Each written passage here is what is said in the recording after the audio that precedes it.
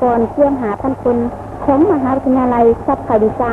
ถ้าการสอนหัดคะแนนประชาชนลาวและทานไม่มีประธานตรีสามัญดงด้วยบรรยากาศอันสดชื่นชื่นมวล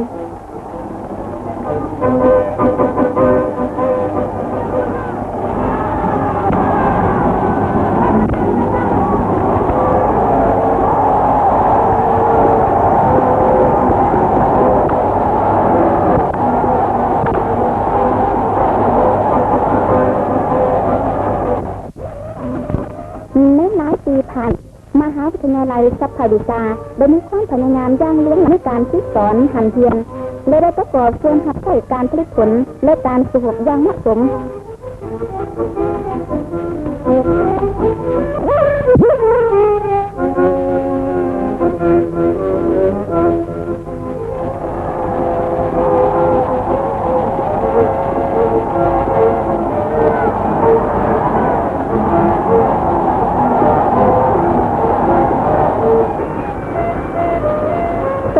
สุภาพวงศ์อวยพรนักศึกษามหาวิทยาลัยรุ่นหลังนมหน่อยของเวียดนามในยุคสมัยโฮจิมินห์ที่ยังไงนี่จงมาหนาพยายามบุกหนาบืนตัวเฮ็ดนาที่ให้หลอนจึงเรื่องโฮที่เขาลบหักจิตใจด้วยมอบไม้ไว้ให้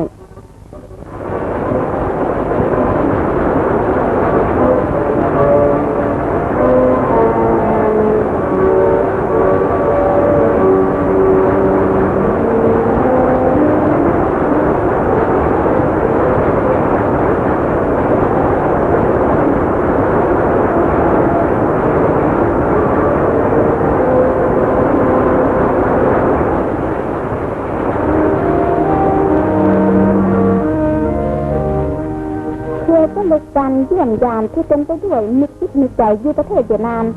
เสด็จประธานเจ้าสุภาพวงศ์ทานนายกรัฐมนตรีสามัญดงและบรรดาฐานในคณะผู้แทนประชาชนลาวได้ปลูกต้นไม้มิตรภาพไว้ในสวนดอกไม้เทนนิสที่ฮานอย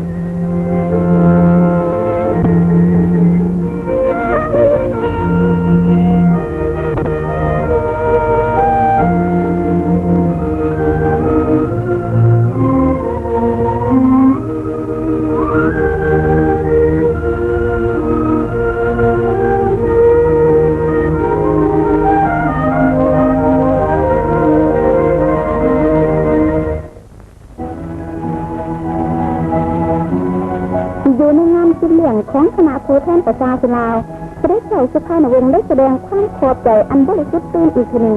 ต่อการต้อนรับอันอบอุ่นของบรรดาทานผู้นำเวียดนามของประชาชนเวียดนามและของสมิตรสากลเสด็จว่าบ่ว่าอยู่บนใดพวกเพื่อนเวียดนามก็ได้แสดงความเต็มใจและสนับสนุนอย่างเด็ดเดี่ยวการต่อสู้กู้ชาติต้านอเมริกาของประชาชนลาวแสดงให้เห็นความตัดสินใจเฮ็ดหน้าที่สากลอันสูงส่งทีนี้ต่อบรรดาประชาชนไอ้น้องในอินโดจีนนั่นให้หลอนเสมอ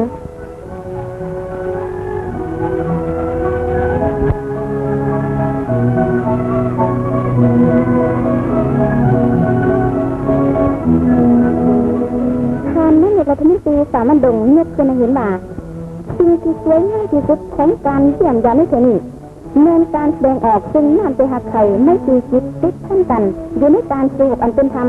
อันนี้เนี่ยนานลำบากแต่เด็ดขาดมีใจของประชาชนสองประเทศพวกเราเทอนี้ก็มีโอกาสหนึ่งให้พวกข้าพเจ้าแสดงน้ำใจจริงอันบริสุทธิ์พุทธองความเคารพนับถือและความขอบคุณอันเล็กเซงของประชาชนเวียดนามทีนี้ต่อผู้ต้นอ้ายน้องทั้งเป็นเพียรรวมหลบชีวิตของตน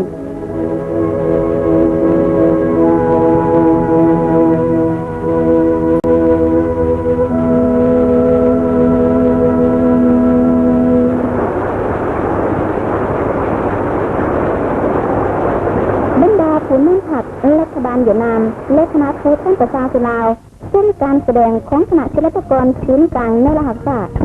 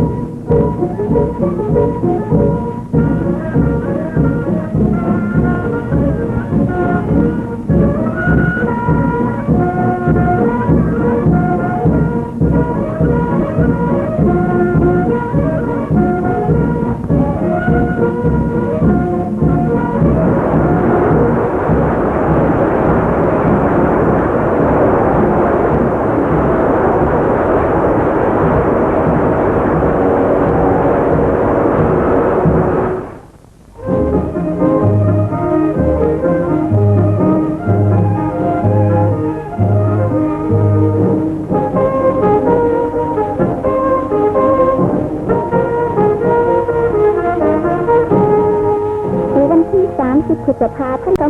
1971นี้พิธีเส้นแถลงการรวมเวียดนามและลาวที่สำนักประธานประเทศแถลงการเสี่ยเห็นแจ้งว่าทฤษฎีนิเซนที่เป็นไปด้วยโทษกำนันทั่วฟังทลายความกำนันก็มีคนเห็นความตัดสินใจที่แข็งเหมือนได้กล้าของประชาชนเวียดนามและประชาชนลาวสามัคคีกับประชาชนกัมพูชาพร้อมกันขับไล่จักรพรรดิอเมริกาออกจากแดนอินโดจีนทั้งหมด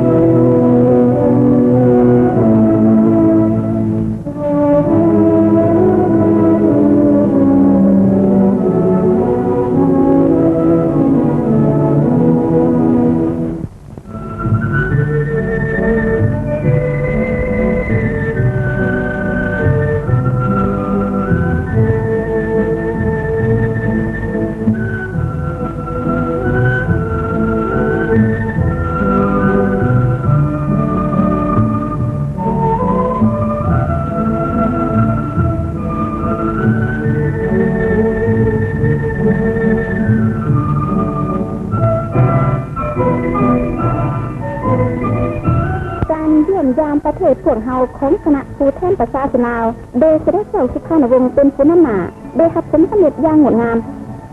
ในวาระที่เป็นไปด้วยความอาลัยหักนี้ประชาชนพวกเฮาก็มีคิดถึงขั้นก่อนที่เป็นไปด้วยความหักและความแพงของวงโพเป็นยังไงที่ได้เล่าไว้ว่าเมื่อทุกกันถึงผู้ค้าขันห่วยยามกระดูนไปถึงนี่มาที่ทางเสียตาก็แล่ขานสายใจเวียดลามันบนนี้ยังเล็กพอน้ำของคงหาเล็กบัวแผ่เป็นเมื่อเสียบบัวไตปาน